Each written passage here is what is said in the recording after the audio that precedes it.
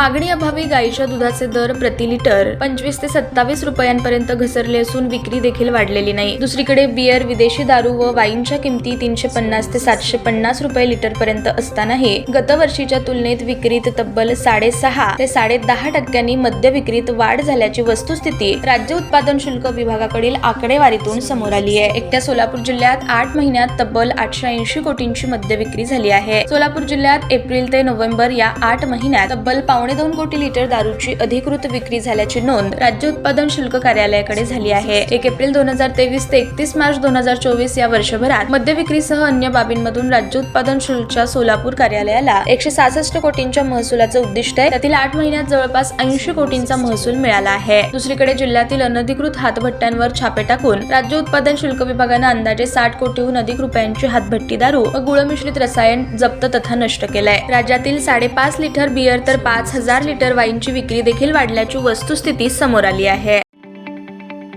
ताज्या बातम्या पाहण्यासाठी प्राईम महाराष्ट्र न्यूज चॅनलला सबस्क्राईब करा।